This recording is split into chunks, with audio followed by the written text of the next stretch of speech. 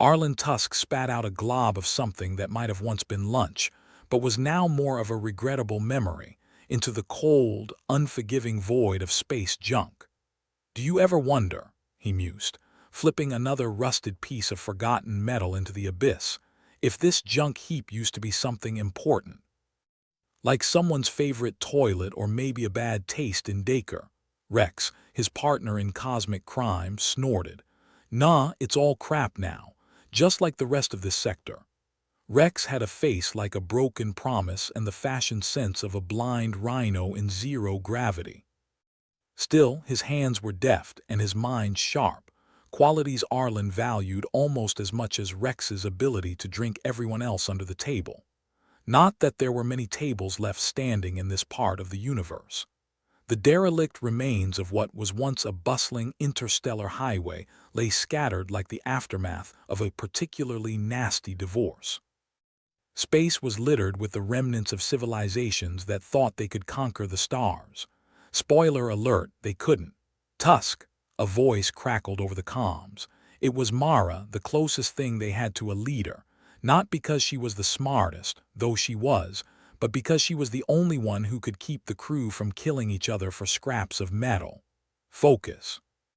We're here for the artifacts, not your next existential crisis. I have it on good authority that my existential crises are what keep this crew entertained," Arlen drawled with a grin. "What's the status?" "We've got a lead," Mara replied, irritation sharpening her words like daggers coiled in electric sarcasm. "A cache of pre-collapse tech, unrecorded." "Unguarded. Unbelievable," Arlen muttered, more to himself than anyone else. "How does something like that even slip through the cracks?" "The Ythel Council," Mara explained, offering no more than a verbal shrug. Their alien neighbors were more interested in debating the nature of souls than keeping track of their cosmic junk drawer. The Ythel were a peculiar breed of philosophers, existing more in the realm of thought than practicality, like monks who've decided to swap all worldly possessions for a subscription to the universe's most pointless debates. Most recently, they'd been caught up in the age-old question of whether humans had souls. Judging by the state of the galaxy, if souls were real, humans had either sold them for a quick buck or left them in the glove compartment of a long-abandoned spaceship. "I guess the aliens are too busy contemplating their navels," Rex said, lifting a brow. "Or whatever they've got instead of navels." "Focus, Rex," Arlen said, though he couldn't help a chuckle. "Let's get this done." The crew moved like a well-oiled machine, or it would have, had they any oil. Instead, they moved like the bunch of misfit toys they were, scraping by in a universe that had long forgotten them. As they approached the cache, the ship's ancient sensors started pinging like an over-enthusiastic dog. "We've got company," Arlen announced, his voice slipping into that familiar mix of excitement and dread. "Ythel?" Mara asked, already preparing for the worst. "Worse," Arlen replied with a grim smile. "Vultures. The cosmic scavengers of the galaxy, predators of opportunity and desperation." "Great," Mara sighed. "Just when I thought today couldn't get any better." The Vulture's ship loomed, an amalgamation of salvaged parts and bad intentions. It looked like someone had given a child a box of crayons and asked them to draw a nightmare. "What's the plan, fearless leader?" Rex asked, feigning a salute. "Same as always," Mara said, steely determination lacing her words. "Get in, get the goods, and get the hell out." "Straightforward," Arlen said, cracking his knuckles. "I like straightforward."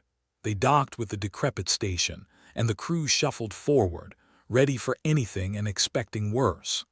Arlen took point, his footsteps echoing down the darkened corridors.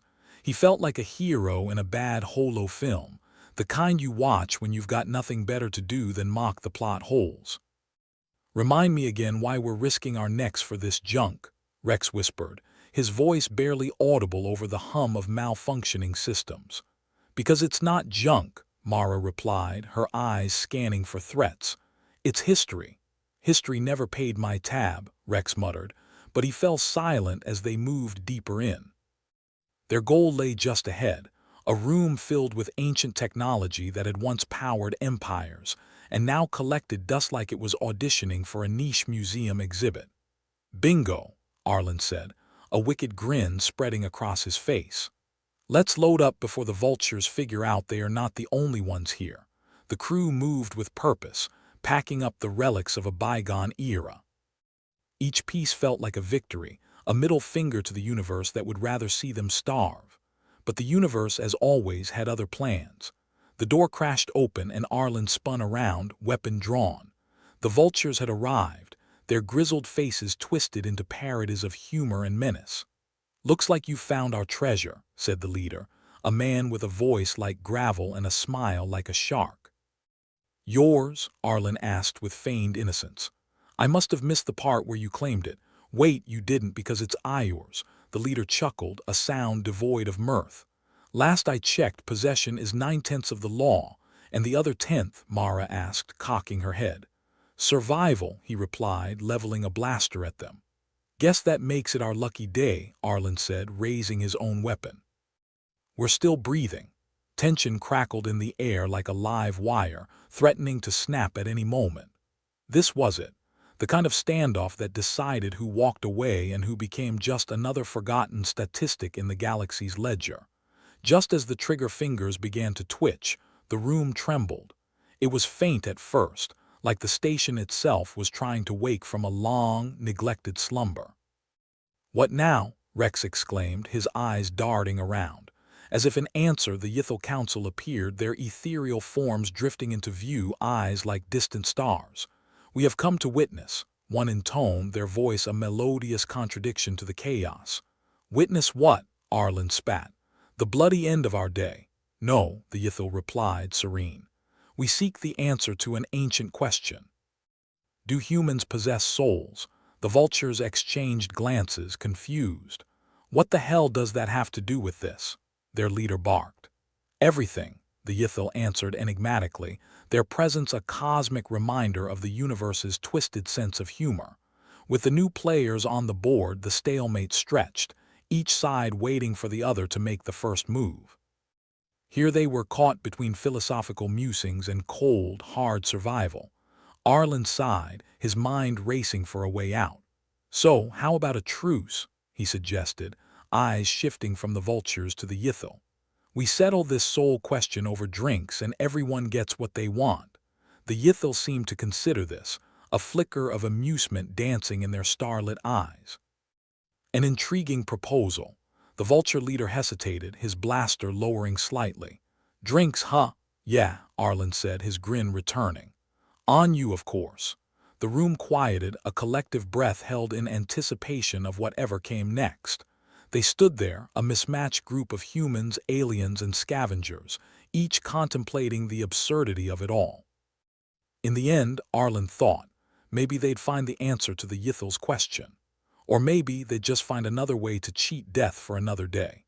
Either way, it promised to be one hell of a ride. The interstellar highway was less a highway and more a cosmic scrapyard these days. Once a vital artery of commerce and cultural exchange, it now played host to the skeletal remains of dreams and ambitions.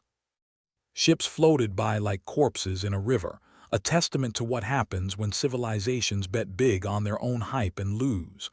Arlin Tusk leaned back in his seat, staring out at the void. "Lovely place," he said sarcastically. "I can see why we visit so often." Rex, ever the realist, was slouched beside him. "If I had a credit for every time someone called this place lovely, I'd still be broke, but at least I'd have a few more credits." Mara was busy at the controls, her eyes flicking between the screens. "Stay sharp," she said. "The sensors are picking up movement, could be more vultures, or worse." "Worse?" Arlen asked. "Like what? An ex-girlfriend with a vendetta, or the bill collector you've been ignoring," Rex chimed in. As they ventured deeper into the highway's rotting core, the true aftermath of the Ythel conflict unfolded before them. Charred hulls of starships lay scattered like a giant's toy box tipped over in a tantrum. Entire sections of the highway had been blasted into oblivion, the cosmic equivalent of a bombed-out war zone. "This definitely wasn't in the travel brochure," Arlen muttered. Yet amidst the wreckage, there was movement, bursts of energy as scavengers navigated the ruins like rats in a doomed city's sewers. The vultures weren't the only ones prowling for scraps. Others too were drawn by the promise of plunder. "Incoming," Mara snapped, her voice cutting through the tension like a knife. She pointed at a blip on the radar larger than the rest. "Friend or foe?" Arlin asked, though he already knew the answer. In this hellhole, everyone was a foe until proven otherwise. The ship came into view, a patchwork monstrosity held together by spit, prayers, and questionable decisions. It bore the unmistakable insignia of an alien clan known for their less-than-hospitable nature. "The Krell," Rex said, recognition dawning. "Just what we need." "They're about as friendly as a rabid space weasel." The Krell ship loomed closer, its intent clear. Engage or retreat, those were their options, and neither was particularly appealing. "This day just keeps getting better and better," Arlin said, reaching for the controls. "All right, let's see if we can talk our way out of this one." The comms crackled to life, the guttural bark of the Krell captain filling the cockpit. "Intruders. State your business or prepare to be annihilated." Arlin leaned back, rolling his eyes. "Annihilated, that's a big word for an ugly ship. We're just passing through, no need to get all trigger-happy. Passing through our territory," the Krell spat. "You will pay the toll or face destruction."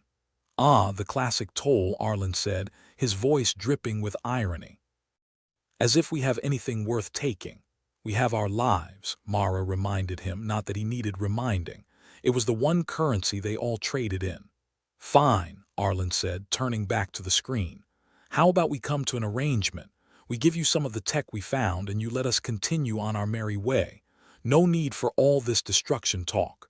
The Krell captain paused, clearly considering the offer. "Show us," he finally demanded. Arlin glanced at Mara, who nodded.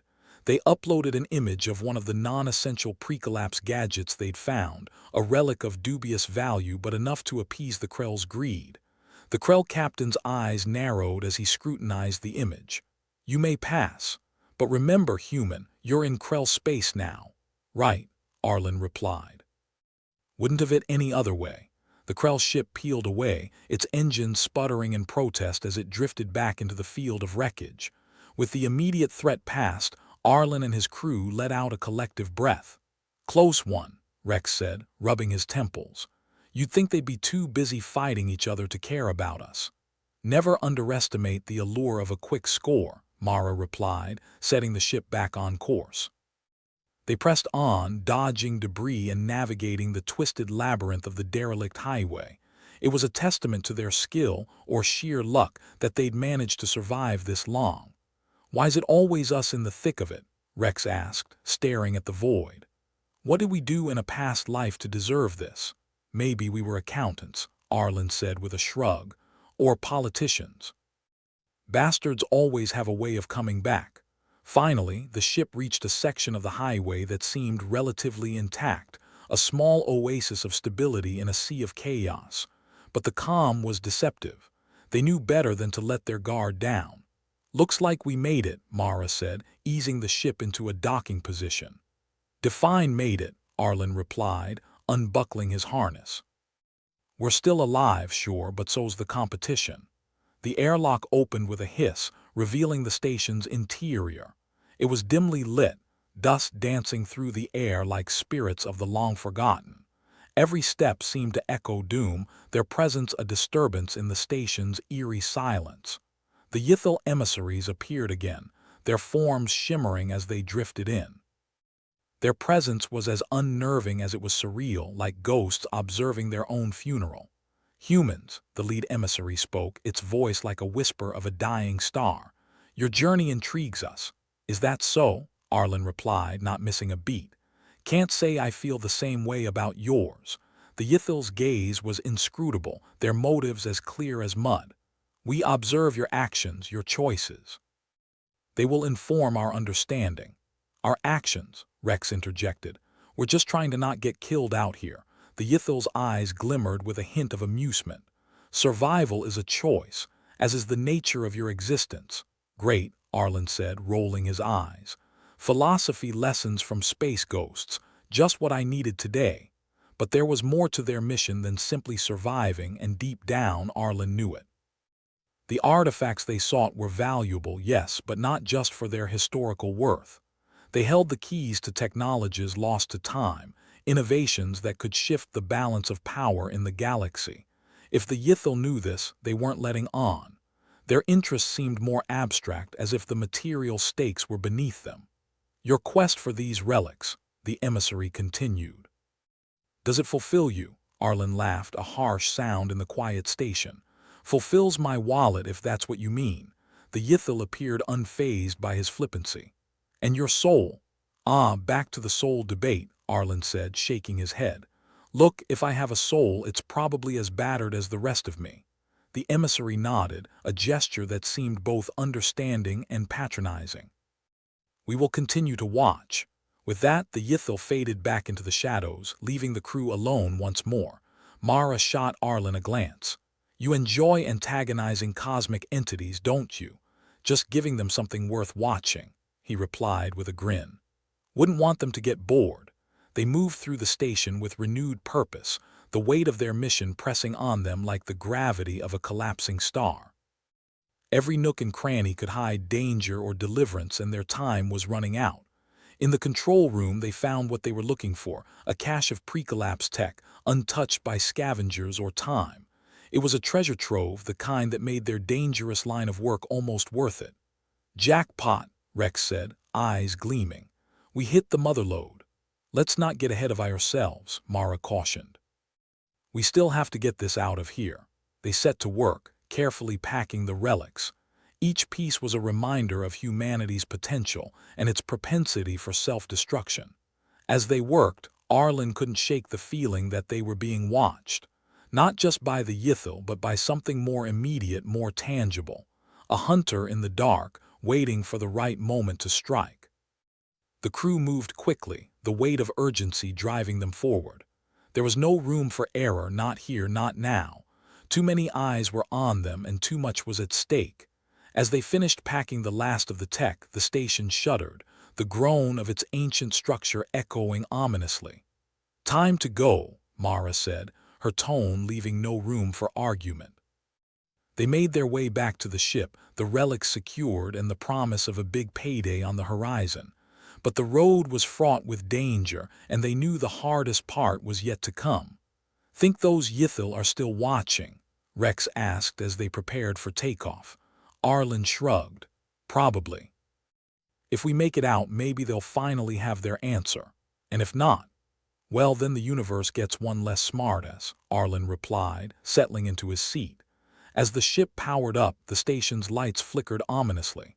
Their exit was anything but assured, but that was the nature of the beast. A life lived on the edge, where every decision could be your last. The engines roared to life, and they blasted off into the void, the highway stretching out before them like an uncertain promise. Behind them, the wreckage of forgotten dreams faded into the distance, a silent witness to the passage of those who dared to reach for more. For Arlin and his crew, the journey was far from over.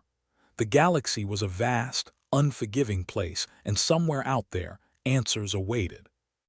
Whether about souls or survival, they were determined to find them, even if it killed them.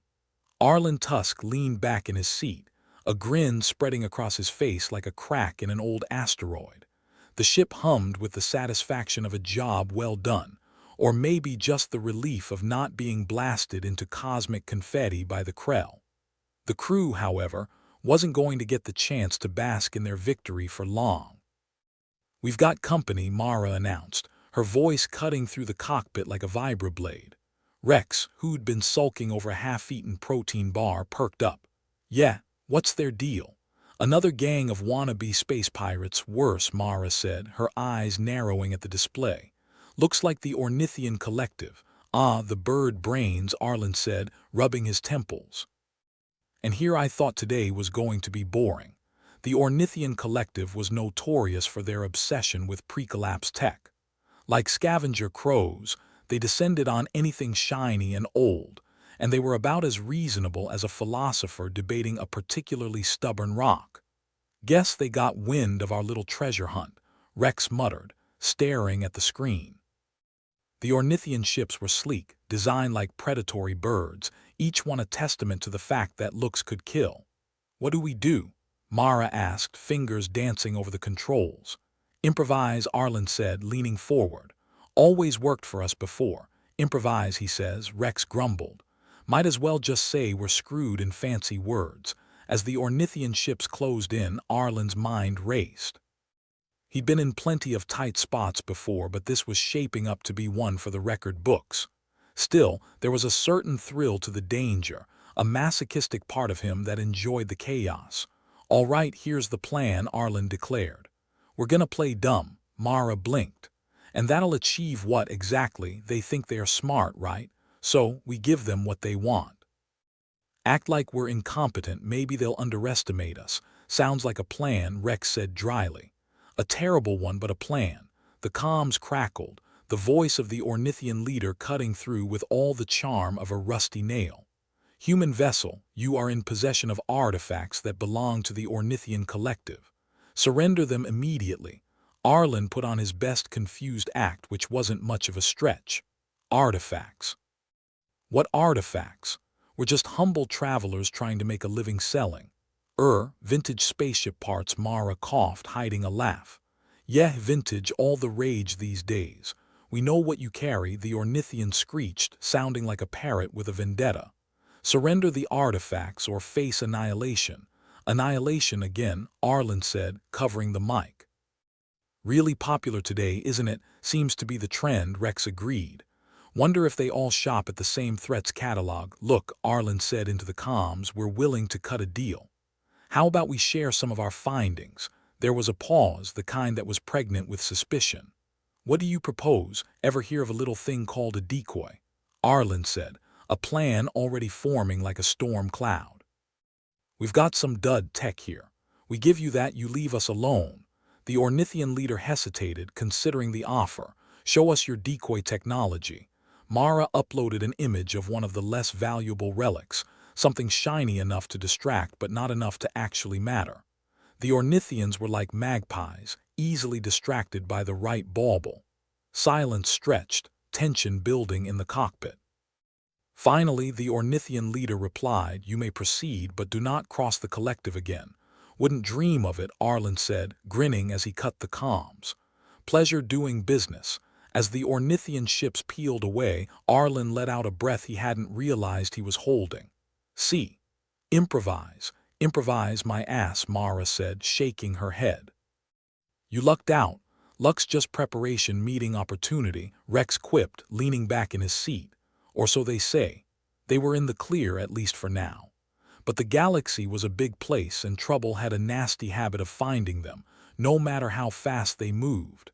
"Let's get these artifacts to the buyer before anything else decides to swoop in," Mara said, already plotting a course. "If they are still interested, that is," Rex said. "Wouldn't be surprised if they've moved on to the next shiny thing." "Then we'll cross that bridge when we get to it," Arlen replied. "For now, let's just enjoy the fact that we're still breathing." The ship cruised through the interstellar highway, the derelict remains of forgotten dreams sliding past like a grim parade. It was a world of rust and ruin, but it was theirs. At least until someone else decided it wasn't. Arlen couldn't shake the feeling that they were being watched, a sensation that sent a shiver down his spine. The Yithil had a way of doing that, lurking on the edges of perception, their motives as clear as a politician's promise. "Think the Yithil are still keeping tabs on us?" Mara asked, echoing his thoughts. "Wouldn't surprise me," Arlen said. "They're like cosmic paparazzi. Always lurking, watching, judging." "Let them watch," Rex said. "Hell, maybe they'll learn a thing or two from us." Arlen laughed. "They'd probably just learn how not to do things." The journey continued, the crew falling into a comfortable rhythm. There was something almost peaceful about it, like the eye of a storm. But they all knew it wouldn't last. "Hey, Arlen," Mara said, breaking the silence. "What's the first thing you're gonna do with your share of the payday besides buy a new liver?" Arlen joked. "Probably find a nice hole to hide in for a while. Someplace warm with a view." "What about you?" "Maybe I'll finally get that upgrade I've been putting off," Mara said. "Something that doesn't feel like it's gonna fall apart every time I breathe on it." Rex snorted. You'd miss the old rust bucket too much. Yeah, maybe, Mara conceded with a smile. They were close now, the buyer's location just a hop, skip, and a light year away. But as they rounded a particularly dense cluster of debris, Arlin's heart sank. "Oh, great," he muttered.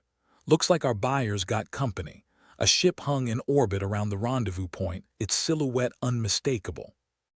It was sleek, deadly, and far too familiar. "Tricorp," Mara said, her voice low. "What the hell are they doing here?" Tricorp was the kind of corporation that made black holes look benevolent. They had fingers in every pie, and their interest in pre-collapse tech was well documented. Rex sighed. "Figures.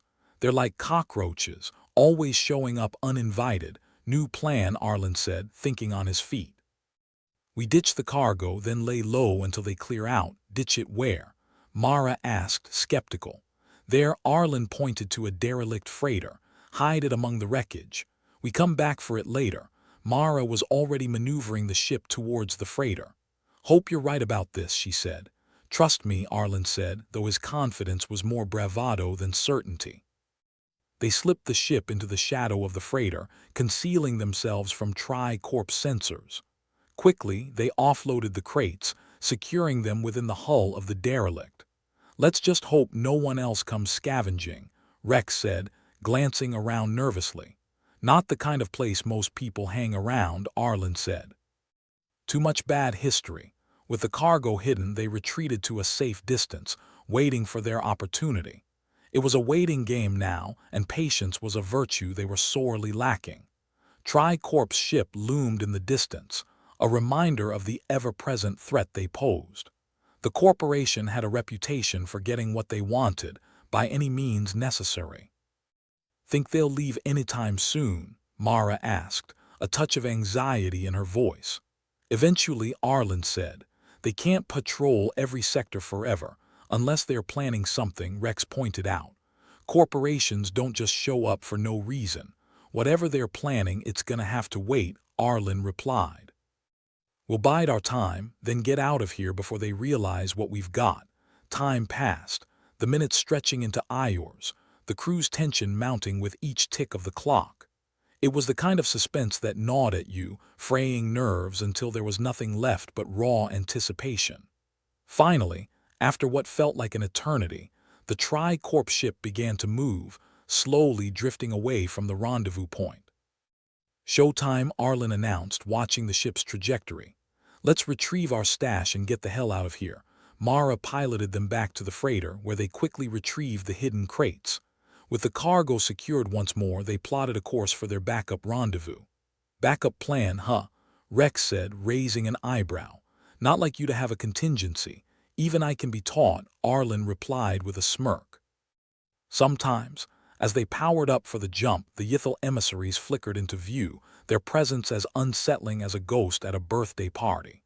"Humans," the emissary intoned, its voice a soft chime. "Your actions intrigue us." "Good to know we're keeping you entertained," Arlin said, trying to mask his irritation. "You here to give us another lecture? Your ingenuity is notable," the Ythel continued, ignoring his jab. "We are curious how far it will take you." "Far enough," Arlin said, "as long as we keep outsmarting the competition." The Ythel seemed to shimmer, their form shifting like smoke. "We shall see." With that, the emissaries faded from view, leaving the crew in the relative safety of their ship. "Always nice to have an audience," Mara said dryly, setting the course for their destination. "Yeah," Rex agreed, "as long as they don't start asking for autographs." The ship leapt into hyperspace, the swirling colors of the cosmos enveloping them in a brief moment of serenity. It was a reminder that even in a universe filled with threats and shadows, there were still moments of beauty to be found. "Next stop, payday," Arlin said, leaning back with a satisfied grin. "For now," Mara reminded him. "Who knows what'll be waiting for us when we get there?" "Only one way to find out," Arlin replied, settling into his seat as they raced towards the unknown. As the stars stretched into lines of light, the crew knew that whatever awaited them, they'd face it together. After all, in a universe that seemed determined to test them at every turn, they really wouldn't have it any other way. The interstellar highway stretched ahead, a cosmic junkyard cluttered with dreams gone sour. Against this backdrop, Arlin, Rex, and Mara glided towards the remains of a derelict space station, their ship navigating through twisted metal and shattered dreams like a drunk trying to walk a straight line. "So, what's Plan B again?" Rex asked, kicking back in his seat with the kind of casual nonchalance that usually got him in trouble. "Or are we just winging it as usual?" "Plan B is me making it up as I go," Arlin replied, scanning a holographic map projected above the console. "But let's pretend there's a method to the madness, yeah." "Madness is all we've got," Mara chimed in, deftly steering the ship around a hunk of debris that looked suspiciously like a former luxury cruiser. "This station better have something worth our time." "Relax, Mara," Arlin said. "It's got history. And if there's one thing history's good for, it's leaving behind interesting junk." As they approached the station, the outline became clearer, a marvel of ancient architecture now reduced to a ghost ship, orbiting amidst the cosmic detritus like a haunted house with a serious attitude problem. The structure had been one of the last bastions before the Ythel conflict had completed its cosmic fearmongering session. "Looks like a perfect place for a suicide mission," Rex quipped, peering at the view screen. "Got that whole abandon hope, all ye who enter vibe going." "What can I say?" Arlin grinned. "I'm a sucker for lost causes." The ship eased into a docking bay that had seen better centuries, the hiss of the airlock opening sounding like a skeptic's sigh. They stepped out, boots clanging on metal grates that screamed health hazard with every echo. "Remember," Mara said, her voice low and serious, "the Ythel Council's been watching us. Last thing we need is to stir up more interest." "Ah, the interstellar police," Arlin said, rolling his eyes. "Always peering over everyone's shoulder, like nosy neighbors with too much time on their hands." The interior of the station loomed around them, dim lighting casting eerie shadows that danced on the walls like a horror show on a budget. Dust motes hung in the air, catching the faint light like conspirators in a plot to choke them slowly. "So far, so creepy," Rex noted, his voice echoing in the emptiness. "Think positive," Arlin said with a smirk. "Creepy means no one's been stupid enough to come here before us. Less competition."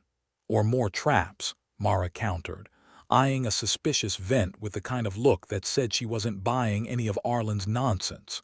Their boots tapped rhythmically as they ventured deeper, the station's corridors a maze of forgotten technology and shattered ambitions. Every so often a panel would flicker to life, displaying messages in a language long dead and buried. "Wonder what the original builders were thinking," Rex mused, running a hand over an alien console. "Hope, glory, and then poof, gone like yesterday's news." "Maybe they had a plan," Arlin said. "Or maybe they just got bored and left the universe to sort itself out."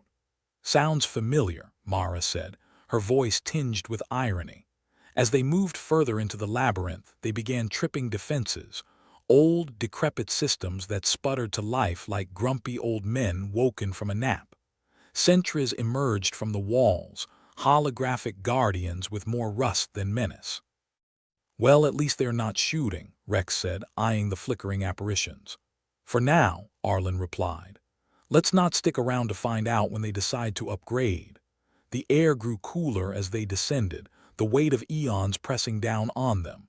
They passed relics of pre-collapse technology, ancient consoles, mysterious devices, and a few things that looked suspiciously like abstract art. "One man's junk," Mara observed, gesturing to a spider-like contraption with more legs than practical use, "is another man's lawsuit waiting to happen." The deeper they went, the more it became apparent that the station wasn't entirely dead.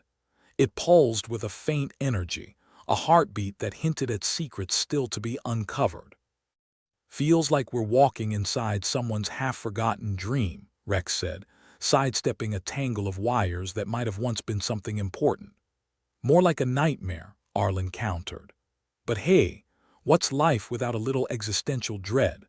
They reached a central chamber, a cavernous space where the ceiling arched high above them, adorned with vistas of long-lost constellations. In the center stood a device that hummed with potential, its surface engraved with alien glyphs that seemed to shift and change under their gaze. "Now, this is interesting," Arlin said, approaching the device with the reckless curiosity of someone who hadn't quite learned his lesson yet. Mara shot him a warning look. "Interesting is just another word for dangerous." "Exactly," Arlin replied, running his fingers over the glyphs. "And dangerous is just another word for opportunity.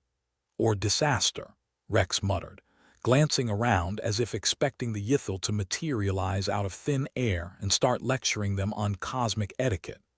As they debated their next move, the device's hum grew louder, resonating through the chamber with a sound so deep it felt like it came from the bones of the universe itself. Lights flickered across its surface, casting shadows that danced like devils on a tightrope. "Do we poke it, or do we poke it?" Arlin asked, a grin spreading across his face. "Are those really our only options?" Mara replied, her skepticism palpable. "Pretty much," Arlin said, his hand hovering over the controls. Before anyone could argue further, the device sprang to life, projecting an image that filled the room, a vision of the cosmos as it once was, vibrant and teeming with possibilities. Rex let out a low whistle. "Guess that's one way to say hello." The projection shifted, zooming in on a section of the galaxy that was all too familiar, the interstellar highway, back when it was still a bustling artery of life and commerce. "Well, isn't that nostalgic?" Arlin said, watching as ships zipped along the highway in the projection, unaware of the fate that awaited them. As they stood there, the Ythel emissaries flickered into existence once more, this time without the courtesy of an invitation. Their presence was like an itch that couldn't be scratched, a reminder that the universe was always watching. "Humans," the emissary intoned, its voice a melody of curiosity and mild condescension, "you continue to explore the ruins of your own making. Somebody's got to clean up the mess," Arlin replied, not bothering to hide his annoyance. "Might as well be us. The Council observes," the emissary continued, ignoring his tone. "Your actions echo across the strands of time." "Great," Rex muttered. "Nothing like being told your screw-ups are epic." Mara crossed her arms, eyeing the apparition with something between curiosity and disdain. "And what does the exalted Ythel Council think of our little treasure hunt?" "We are divided," the emissary admitted, its form flickering like a faulty hologram. "Some see chaos, others potential. Potential's just chaos waiting to pay off," Arlin said, turning back to the device. "And we intend to collect." The Ythel emissary shimmered, its form dissolving like mist in a breeze. "Be careful, humans. The universe is not as forgiving as you believe." With that, the emissary vanished, leaving the crew alone with the device and their thoughts. The projection continued to play, a silent testament to a past filled with promise. "Well, that was enlightening," Mara said, her tone suggesting she felt anything but. Arlin shrugged, stepping back from the device. "The Ythel can watch all they want. We're not here to entertain them. More like we're here to survive," Rex added. "Preferably with our skin intact." The crew stepped away from the central chamber, the device's hum echoing in their minds like a distant memory. They retraced their steps, the station's corridors now seeming less like a maze and more like a path they were meant to walk. As they returned to the docking bay, the familiar clang of metal underfoot was a welcome sound, a reminder that they were still in one piece. For now, anyway. "Next time, let's pick a vacation spot that doesn't involve ancient death traps," Rex suggested, a hopeful gleam in his eye. "Where's the fun in that?" Arlin replied, sealing the airlock behind them. Their ship powered up, engines humming to life with the eagerness of an old dog ready for a walk. As they pulled away from the station, the derelict structure receded into the stars, a forgotten relic in a universe that seemed content to forget. "So, what's next?" Mara asked, settling into her seat as the ship slipped back into the interstellar highway. "Same as always," Arlin said, a grin spreading across his face. "Find something shiny, avoid getting killed, and maybe make a few credits along the way." Sounds like a plan, Rex said, adjusting his seat for the jump to hyperspace. Or lack thereof. The ship leapt forward, the stars streaking into lines of light as they hurtled through the void. Behind them, the Ythel Council continued their philosophical debates, their interest in humanity a mix of fascination and bemusement. In a universe that seemed hell-bent on chaos, Arlin and his crew were determined to carve out their own corner. It was a fool's errand, sure, but then again, what wasn't these days? As they traveled onward, the cosmos stretched before them, a vast, unforgiving playground filled with danger and opportunity in equal measure. And if the Ythel wanted to watch them dance along the edge, well, they just have to enjoy the show. Arlin leaned back in his seat, watching the stars blur past. "Here's to another day above ground," he said, raising an imaginary glass. "Or above vacuum," Rex corrected, ever the realist. Mara just shook her head, a smile tugging at her lips. "You guys are impossible." "Impossible," Arlin agreed, "but still here." And as the universe unfolded around them, a tapestry of chaos and mystery, they couldn't help but feel that maybe, just maybe, they were exactly where they were meant to be, lost in space and loving every minute of it. As the ship zipped through the interstellar highway, a less muddled path through a cosmic scrapyard, Arlin leaned back in his seat, feet up, and gave a contented sigh. Nothing like the smell of burnt ion and moral ambiguity in the morning. Afternoon, Rex corrected from his console, adjusting their course slightly. "We've been at this for hours, and I'm not even sure we gained anything, besides a healthy disregard for self-preservation," Mara added dryly, fingers dancing over the holographic map, which flickered like it had one too many drinks. "That too," Arlin confirmed with a lazy grin. "But hey, the universe isn't going to explore itself, or pay off our debts," Rex muttered, eyes scanning the endless clutter of space junk in front of them. "If the Ythel Council ever decides to turn us into a cautionary tale, I hope they pick someone with a better editor." The ship jolted slightly as something scraped against its underbelly, another piece of derelict history they couldn't avoid. They might have been seasoned at skipping through the wreckage, but even the best pilots couldn't dodge everything. "I swear half the stuff out here is held together by bad intentions and duct tape," Mara commented, checking the ship's diagnostics. "Kind of like us," Arlin quipped, as he reached for another lever, causing the ship to shudder into a new direction, barely missing an old cargo crate smashed into unrecognizable patterns. Rex rolled his eyes. "Yeah, but we don't have a manual on how we're supposed to work. Thank the stars for that," Mara said. "Imagine the chapter on decision-making. Step 1, make it up as you go. Step 2, pray," Arlin added with a chuckle. The ship's sensors suddenly flared red, the kind of shade that screamed danger in any language. Mara's eyes narrowed as she glanced at the readings. "We've got company, just what we need," Rex sighed. More lunatics with more guns than sense. They peered through the cockpit window at the approaching ships, an eclectic band of marauders whose designs were as cobbled together as their crew likely was. "Looks like a welcoming committee," Arlin said, voice laced with sarcasm. "Welcoming us to our funeral," Mara shot back. "They're not here for tea and biscuits." The communication channel crackled to life, a gruff voice slicing through. "You're in our territory. Surrender and we might let you live. Or we could just pretend we didn't hear that," Rex suggested, flipping a switch that was less about function and more about looking busy. "Letting us live sounds like a pretty good offer," Arlin mused thoughtfully. "But I'm more interested in how they plan to enforce it." Mara's fingers hovered over the controls. "We run sounds good," Rex agreed, already setting the engines to overdrive. "I didn't come here to negotiate, I came here to survive." "Not that we're any good at either," Arlin muttered, a rueful grin stretching across his face. The engines roared and they shot forward, weaving between the debris with the grace of a drunk dancer, but still managing to keep ahead of their pursuers. The marauders opened fire, crimson streaks of laser blasts lighting up the darkness of space. "Fancy light show," Arlin commented, watching the blasts skim past. Reminds me of fireworks back on Earth, except, with less fun and more imminent death. Thanks for the history lesson, Professor, Rex grumbled, rerouting power to the shields. Mara twisted the controls, the ship responding like it was part of her, swinging around a massive hulk of metal that once was a proud battleship.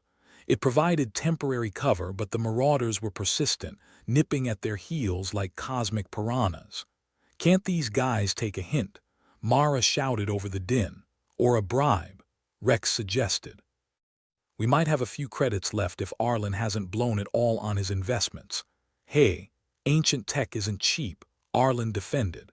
"And it's not like the ship runs on hopes and dreams." "Down a rabbit hole on borrowed time," Mara mumbled, focusing on not smashing them into a new star pattern. The Ythel emissaries chose that moment to reappear on the bridge, shimmering into view like a bad rash. Humans, the primary emissary, intoned, as if it was the opening act for a dull philosophical debate. "You continue to defy logic." "Oh great," Rex said. "Cosmic referees. Just what we needed." Arlin threw his hands up. "Logic's overrated. I'm more of a chaos fan myself." "Your tenacity is perplexing," the emissary continued, doing that infuriating floating thing that made it impossible to tell if it had feet or just didn't care for the laws of physics. "Ah, perplexing tenacity," Mara said, dodging another volley of shots. "That's one way to put doesn't know when to quit. We observe your struggle," the emissary announced, as if they were discussing the weather instead of a life-and-death chase. "And questioned the purpose." Arlin shook his head, exasperation mingling with adrenaline. "Purpose? We're just trying not to become cosmic roadkill." The marauders were getting closer, their ships faster and more maneuverable, not that it mattered to the crew, given their knack for scraping by with a combination of luck and reckless bravery. "Suggestions?" Rex asked as the ship rattled from a near miss. "Maybe we should ask our ghostly friends for help," Mara said, nodding at the emissaries. The Ythel emissary seemed to consider this, its holographic outline flickering slightly. "Intervention may alter the course of your species' fate. Didn't think the universe cared much for our fate," Arlin said, twisting the ship hard to port. "Fate's a spectator sport now," Mara injected, eyes rolling. "A very dull one," Rex quipped, "if you're rooting for us." "Run harder," Arlin decided, eyes locked on the rapidly closing gap between their ship and freedom. "Or I dunno, bribe them with cookies," Mara snorted. "Cookies might do it. Everyone loves cookies, assuming they're still sentient enough to remember what cookies are," Rex added. The emissary shimmered, an enigmatic presence amid the chaos. "Your actions, though illogical, demonstrate resilience." "You mean stupidity," Arlin said, pushing the thrusters to their limit. "Stupidity's got us this far," Mara snarked, hands a blur over the controls. As the marauders closed in, the Ythel emissary tilted its head, or at least what passed for a head. "Perhaps there is merit in your chaos. Finally, someone gets us," Rex said, his voice laden with irony. The ship shuddered as a beam clipped their hull, alarms blaring. They were running out of space and time, a lousy combo when trying to not explode. "Engines overheating," Mara yelled, a note of panic creeping in. "Always something," Arlin muttered, scrambling for a solution. "We need miracle," Rex offered. "Luck," Mara corrected, glancing at their dwindling options. Arlin scanned the field of debris, eyes settling on a nearby derelict, a massive cruiser engulfed in shadows. "Head for that wreck, you've lost it," Rex protested. "More than usual, trust me," Arlin said, determination edged with madness. "Last time you said that, we ended up in a Ythel detention cell," Mara reminded him, but she adjusted their course all the same. "And yet here we are," Arlin shot back, a grin splitting his face. They veered toward the cruiser, a rusted behemoth of a ship, its gaping hangar bay like the mouth of some ancient beast ready to swallow them whole. The marauders hesitated, wary of the unknown dangers lurking within. "Into the dragon's jaws," Rex muttered, shaking his head. "Better than the alternative," Mara replied grimly. "Let's hope whatever's inside isn't hungry," Arlin joked, though his grip on the controls was white-knuckled. The ship plunged into the darkness, engines screaming as they cut thrust and glided into the abyss. The marauders skidded to a halt outside, unwilling to follow them into the depths of the dead cruiser. "Looks like we lost them," Rex said, relief washing over his features. "For now," Mara warned, eyes scanning the dark interior, "but we're not out of the woods yet." The Ythel emissary flickered back into the conversation, its tone almost intrigued. "You continue to defy our understanding. Join the club," Arlin said, powering down to avoid detection. "Your unpredictability may prove advantageous," the emissary continued, its form shifting as it considered them. "We call it a talent," Rex added, a smirk tugging at his lips. The ship settled into the cold embrace of the cruiser's hangar, the silence a stark contrast to the chaos outside. For a moment, they sat there, catching their breath, feeling the weight of survival pressing down. "Next time, maybe we pick a slightly less suicidal plan," Mara suggested, though the tension in her voice had eased. "Where's the fun in that?" Arlin countered, stretching as if he hadn't just cheated death. The Ythel emissary shimmered one last time before vanishing. "We shall continue to observe, thanks for nothing," Rex said to the empty air. "Onward and upward," Arlin declared, a glint in his eyes. "As long as we're breathing, we're winning." "Winning what?" Mara asked, exasperated. "Who cares?" Arlin shrugged. "It's the breathing part I'm focused on." The ship powered down fully, lights dimming as they settled into the uneasy quiet of the derelict. Outside, the stars continued their eternal dance, indifferent to the struggles of those who dared to challenge their dominion. And so, the crew took a moment to rest, knowing full well that the universe wasn't going to wait for them to catch up. But for now, they were alive and ready for whatever came next. In a galaxy determined to chew them up and spit them out, that was victory enough. The hangar they'd found refuge in was as welcoming as a coffin, dark, cramped, and reeking of stale air. Arlin surveyed the rusted behemoth enveloping them, wondering if it was more likely to be their shelter or tomb. "Well, we've hit rock bottom," he quipped, his voice echoing through the metallic graveyard. "Great. Let's start drilling," Rex replied, sarcasm thick like a Martian smog. Mara was already at work, fingers flying over the control panel, trying to bring the old systems back to life.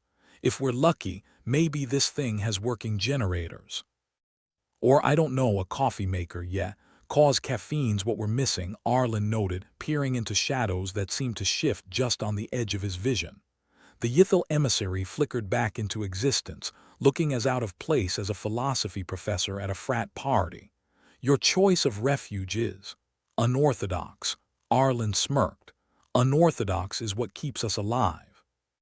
"That and pure dumb luck, more like poor life choices," Rex muttered. "But sure, let's call it luck. The Ythel Council is intrigued by your adaptability," the emissary continued, its voice like an automated voicemail promising enlightenment that never came. "Strange way of saying we're betting against you," Mara chimed in, not looking up from her task. Arlin glanced at her, a thought forming in the chaos of his mind. "Speaking of adaptability, any chance this clunker's got some tech we could use?" Mara twisted a dial, and a series of lights sputtered on, coughing electricity like they'd forgotten how to breathe. "If it does, it's buried under a century of neglect." "Sounds like my ex," Rex deadpanned, earning a snort from Arlin. Arlin wandered over to a console, brushing off a layer of dust so thick it probably had its own ecosystem. "What do you think, Ythel? Any hidden surprises?" The emissary's form shimmered, giving off the impression of a cosmic shrug. "Your ability to find value in the remnants of your civilization is notable." "Kind way of saying scavenger," Mara pointed out, pulling up a holographic display that flickered like a half-burnt candle. Rex leaned over, examining the schematic. "Looks like there might be some pre-collapse tech integrated into the structure. Ornithian, if I'm not mistaken." "Ornithian, huh?" Arlin mused, mind racing. "They loved their toys." "Loved isn't the word I'd use," Mara countered. "Obsessed, maybe."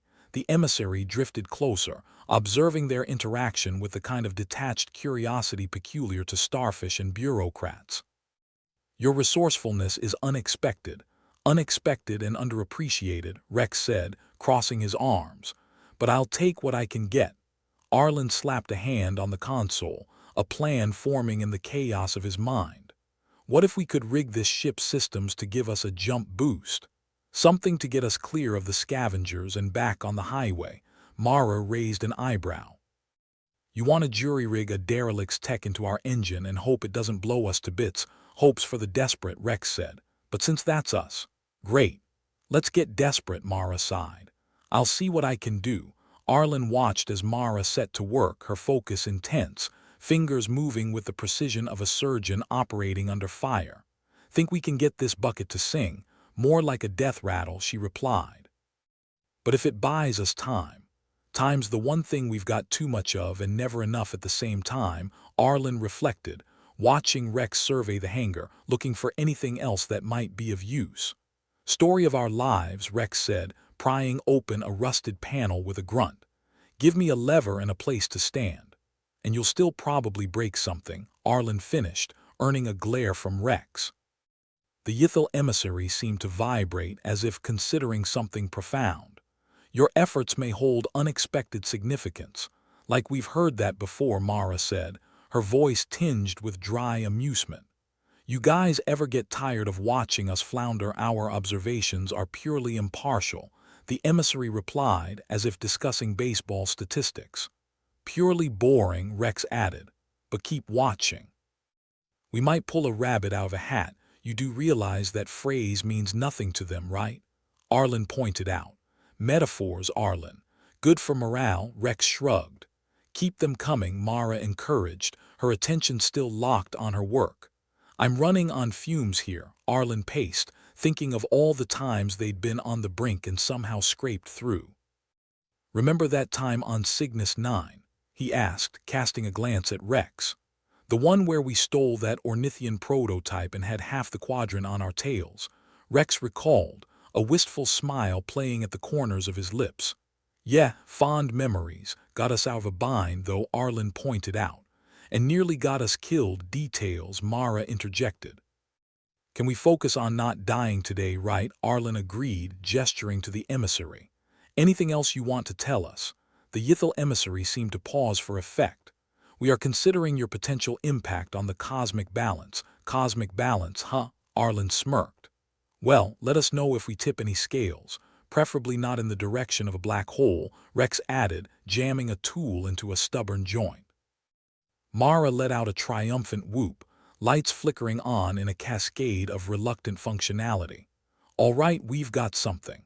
It's not much, but it might just give us a boost. Now we just need to figure out how to use it without cooking ourselves, Rex muttered, inspecting the readouts. The Ythel emissary hovered, its aura of inscrutability slightly more pronounced. Your approach to problem-solving is unique, Arlin suggested. Reckless, the emissary corrected. Potato Mara said with a shrug. All right, Arlin declared, clapping his hands together. Let's see if we can make this heap dance. With Mara at the helm, Rex monitoring the power levels, and Arlin overseeing the chaos like an enthusiastic conductor, they set to work. The ship groaned and shuddered, each creak a testament to its age and their audacity. Here goes nothing, Mara muttered, initiating the jury-rigged sequence. The engines roared to life, a guttural snarl that felt more alive than anything had any right to be. Arlin held his breath as they rocketed out of the hangar, the old cruiser's systems combining with their own in an unlikely duet of desperation and innovation. Think they'll follow? Rex asked, glancing back at the stars left in their wake.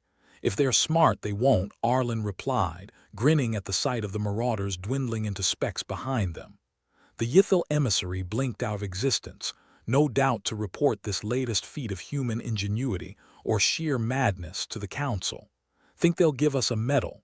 Mara joked, easing the ship back onto the interstellar highway. More like a warning label, Rex said. Caution, humans at work. Arlin leaned back, savoring the moment, knowing full well that it wouldn't last. But for now, they'd outwitted the odds once more. All right, team, Arlin announced, stretching as if he hadn't just stared death in the face. What's next on the agenda? Surviving until breakfast sounds good, Rex suggested. Breakfast, Mara snorted. Ambitious. Then let's aim high, Arlin grinned, looking at the endless expanse of stars before them. The Ythel Council, meanwhile, was in turmoil. Reports of the humans' latest escapade had stirred a debate as endless and circular as the universe itself. They defy logic and caution, argued one counselor, a being of shimmering translucence. Yet their resilience is undeniable, countered another, its form a shifting kaleidoscope of colors. It is not resilience, a third injected, voice heavy with irritation but recklessness. The council chamber, a vast space filled with ethereal light and echoing whispers, had never seen such division. The humans, with their penchant for survival against all odds, had become an unexpected wild card in the cosmic deck. The council leader, a figure draped in shadows and mystery, turned its attention to the emissary. Continue observations. Report any further anomalies. Understood, the emissary replied, its form dissolving into the ambient glow. Back on their ship, the crew had settled into a semblance of routine, the adrenaline of their near-miss fading like a forgotten dream. Well, that was fun, Arlin remarked, kicking his feet up on the console. Your idea of fun needs serious revision, Mara shot back, though a smile tugged at her lips. Fun or not, we live to tell the tale, Rex said, adjusting their course. And as long as we're alive, Arlin declared, casting a glance at the stars, the universe just has to deal with us. Lucky universe, Mara deadpanned, flicking a cluster of switches. As the ship glided through the interstellar highway, a path littered with the failures of the past, they knew the road ahead would be just as treacherous. But if there was one thing they'd learned, it was that ingenuity, luck, and a dash of madness could take them places logic never would. And so, with more questions than answers, they continued on, their journey a testament to the unpredictable nature of humanity, a tale as old as time, and as boundless as the stars. Arlin leaned back in his seat, a self-satisfied grin plastered across his face as he watched the stars streak by. Mara was fiddling with a panel, her brow furrowed in concentration, while Rex paced the cramped bridge like a caged animal. You know, Arlin said, glancing at Mara, I think we're actually getting good at this whole staring death in the face thing. Mara snorted, not even looking up from her work. Practice makes perfect, or in our case, practice makes unlikely survivors. Unlikely is right, Rex chimed in, throwing himself into a seat with an exasperated sigh. Still can't believe we managed to pull that off. I was half expecting to see our atoms scattered across the galaxy. That would have been messy. And you all know how much I hate cleaning up after Rex, Mara quipped, eliciting a chuckle from Arlin. Rex rolled his eyes, though a faint smile tugged at his lips. Yeah, laugh it up. Just remember I'm the one who kept this bucket of bolts from turning into fireworks. Ah, Rex, always the unsung hero, Arlin said, mockingly wiping a fake tear from his eye. What would we do without you? Crash and burn, probably, Rex replied dryly. Anyway, what's next on the agenda? More reckless adventuring, or do we finally get some downtime? Funny you mentioned that, Arlin said, turning his attention to the console. I've been thinking about those artifacts we picked up. There's something interesting about them. Interesting how? Interesting like, oh, look, a shiny rock, or interesting like this could kill us? Mara asked, finally tearing her eyes away from her work. Somewhere in between, Arlin replied, pulling up a holographic display. The image flickered, struggling to maintain clarity in the face of the ship's less-than-stellar power systems. I ran a scan while we were dealing with our little escape act. The artifacts are old, really old, pre-collapse definitely. So junk, Rex said, deadpan, or treasure, Arlin countered. Depends on how you look at it. But here's the kicker, there's a pattern. Mara leaned in, her interest piqued. Pattern? What kind of pattern? Something our friends in the Ornithian collective might call cultural significance, Arlin said, emphasizing each word like they were the punchline to a joke nobody else got. Great, Rex replied. Cultural significance. Just what we need to add to our list of problems. Hey, at least it's not another band of marauders, Arlin said with a shrug. Besides, the Yithil might find it interesting, maybe even enough to get them off our backs. Wishful thinking, Mara said, but her gaze lingered on the holographic map. As if on cue, the Yithil emissary's form flickered into view, the cosmic equivalent of a bad penny that kept showing up at the worst possible times. Your continued survival is commendable, it intoned, with all the enthusiasm of a funeral director at a wake. Gee, thanks, Rex said, not even trying to hide his sarcasm. We aim to please. The emissary ignored him, its attention focused on the display. These artifacts, they are human in origin. That's what we're trying to figure out, Mara said, crossing her arms. They might have connections to human history or just be a bunch of old trinkets. Your history is complex, the emissary said, as if that was the understatement of the century. Yeah, we're like an onion, Arlin said, grinning. Layered and likely to make you cry. The council will be. Intrigued, the emissary replied, its form shimmering slightly. They have long debated the nature of the human soul. Well, they are in for a treat, Arlin said, because this might just tip the scales, or break them entirely, Rex added. Knowing us, it'll probably be the latter. The emissary vanished as abruptly as it had appeared, leaving the crew to ponder their next move. Arlin studied the artifacts on the display, fingers drumming absently against the console. You know, if we can prove there's a link between these and human history, it might just validate all those philosophical debates. Or it could unleash something we're not ready for, Mara cautioned. We're treading on unknown ground here. Isn't that half the fun? Arlin asked, flashing his usual devil-may-care grin. Depends on your definition of fun, Rex mumbled, though he seemed more intrigued than cautious. We've got a choice, Arlin said, addressing the room. We can try to crack this, see what secrets these artifacts hold, or we can sell them off to the highest bidder and wash our hands clean. Honestly, I'm leaning towards the latter, Mara admitted. But there's a part of me that wants to know more. Rex tapped his chin, lost in thought.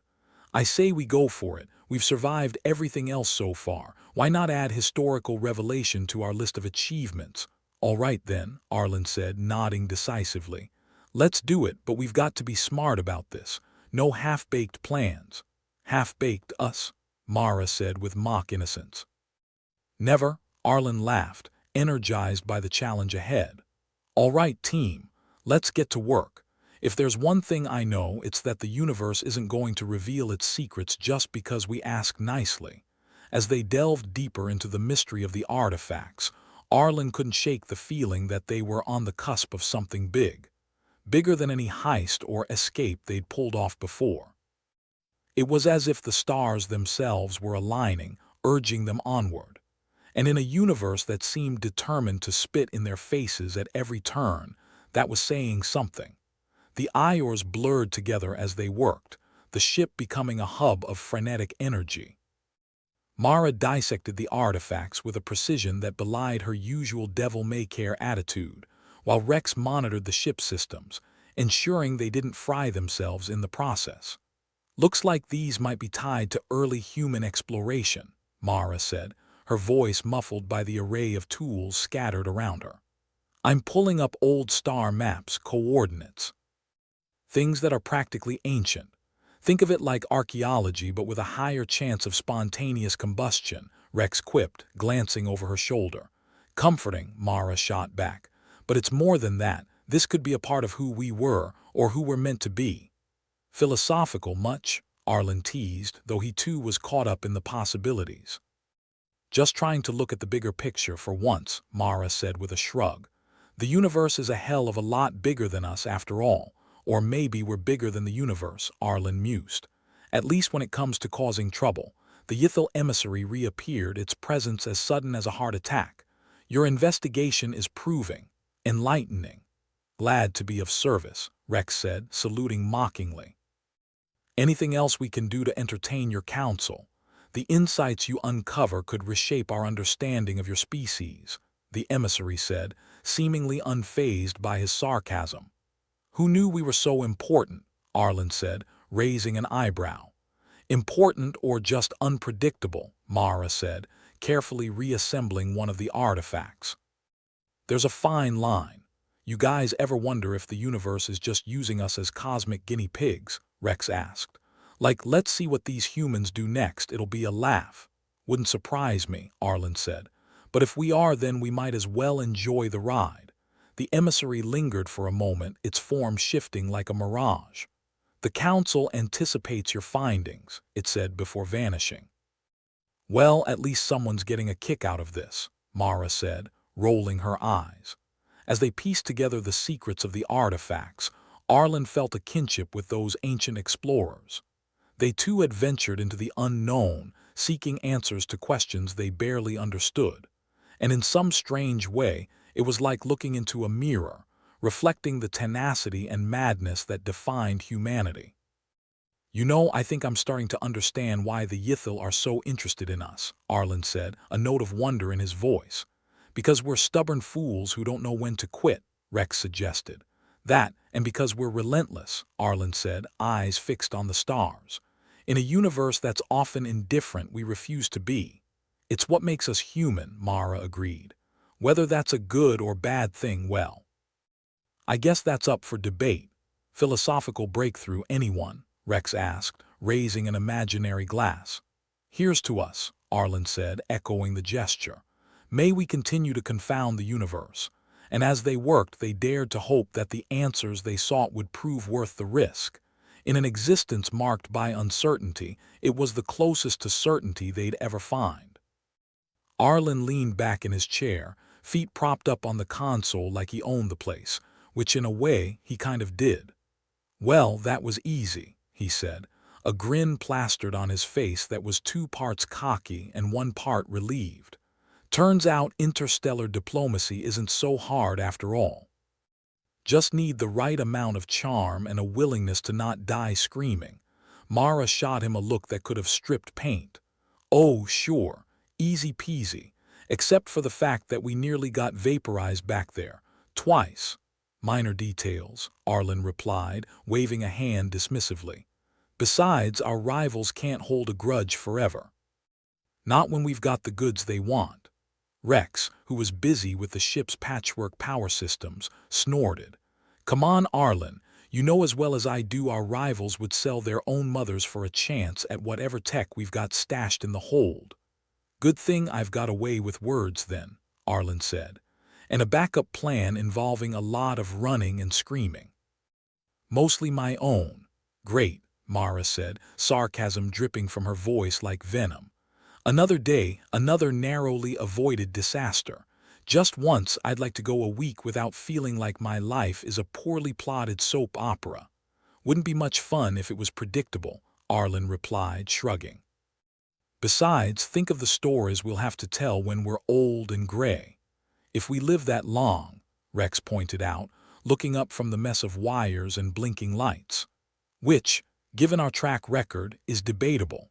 The holographic display flickered as the Yithil emissary reappeared, its hologram as unwelcome as a tax collector at a birthday party. Your actions have been noted, it intoned, with all the warmth of a malfunctioning refrigerator. Gee, thanks for the vote of confidence, Arlen said, leaning forward. So what's the verdict? Are we interstellar heroes or just another inconvenient blip on your radar? The emissary's form shimmered as if considering its response. The Council is intrigued by your tenacity and resourcefulness. Your species' ability to adapt and survive against overwhelming odds is noteworthy. Yeah, we're basically space cockroaches, Rex muttered under his breath. Can't get rid of us that easily. More like indestructible, Arlen said, grinning. Besides, who wouldn't be fascinated by our charming, devil-may-care approach to life? The Council believes there is potential for collaboration, the emissary said, its words tinged with reluctant admiration. Collaboration, huh, Mara said, arching a brow. That's a fancy way of saying you need us more than you'd like to admit. Precisely, the emissary replied, either missing or ignoring the sarcasm. Your understanding of ancient technologies is unique. It could be beneficial to share knowledge. Share knowledge, Rex echoed. Sounds like a polite way of saying you want to pick our brains. Perhaps, the emissary conceded. In exchange, we offer access to Ythel archives and resources. Arlin leaned back, considering the offer. Well, I do love a good archive. Nothing quite like dusting off old secrets. Plus, it beats getting blown to bits, Rex added. All right, Arlin said, nodding decisively. You've got yourselves a deal. On the condition that we don't get roped into any philosophical debates that last longer than an Ior. I've got the attention span of a hyperactive ferret. The council accepts these terms, the emissary said before vanishing into the ether, leaving the crew alone once more. Well, Mara said, leaning against the console. That went better than expected. We're not dead, and we might actually have made a few new friends. Or at least frenemies. Progress, Arlin said, clapping his hands together. See, nothing to it. Just a bit of charm, some quick thinking, and the occasional act of desperation. Yeah, Rex said, rolling his eyes. Let's not start patting ourselves on the back just yet. There's still a universe out there full of people who want to kill us. And we'll deal with them the same way we deal with everything else, Arlin said, flashing a confident grin. With reckless abandon and a touch of panache, Mara snorted, more like panic and a lot of praying. Tomato, Arlin replied. As long as it works. With the Ythel emissary gone and a tentative agreement in place, the crew turned back to their work. The aftermath of their latest escapade left them exhausted but strangely exhilarated, like runners at the end of a marathon they hadn't trained for. So, Mara said, picking up where they'd left off. What do we do with these artifacts? We've got a few interested parties, none of whom are likely to play nice. Arlin rubbed his chin, thinking. We hold on to them for now, see what the Ythel can offer us in return. No need to rush into anything. Especially since rushing tends to end with us running for our lives, Rex added. Exactly, Arlin said. Let's take a breath, enjoy the calm before the next inevitable storm. Calm? Mara asked, raising an eyebrow. We're on a ship held together with duct tape and wishful thinking. Calm is not in our vocabulary. True, Arlin admitted. But it's the closest we're gonna get. As they settled back into their routines, the ship hummed around them, an old friend that had seen them through thick and thin.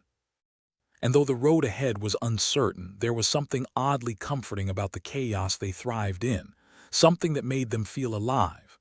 You know, Mara said, breaking the silence, I always thought I'd end up doing something more stable. Rex let out a laugh.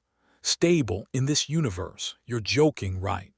Maybe a little, Mara admitted, smiling despite herself. But seriously, how did we end up here? Fate, Arlin said, shrugging.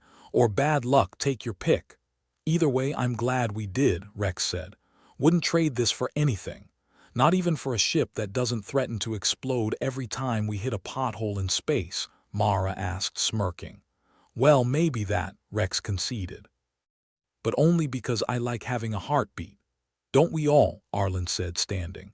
Now, how about we celebrate our unlikely survival with a drink, and toast to our continued recklessness, Mara suggested, already heading for the galley.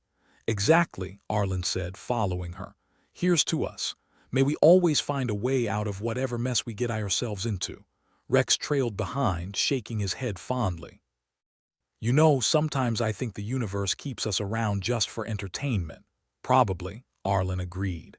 But if we're gonna be the universe's favorite punchline, we might as well enjoy it. And so they toasted, not just to their survival, but to the promise of what lay ahead. A future filled with uncertainty, but also with potential. And maybe, just maybe, a chance to make a difference in a universe that often seemed indifferent. As the ship sailed through the star-studded void, the crew knew one thing for sure. They were in it together, come what may. And with that thought, they let themselves hope, even just a little, that their journey was far from over. Because in a galaxy where chaos was the norm and unpredictability reigned supreme, hope was a rare and precious thing. And for Arlin and his ragtag band of misfits, it was exactly what they needed to keep going, to keep fighting, and to keep daring to dream of a better tomorrow.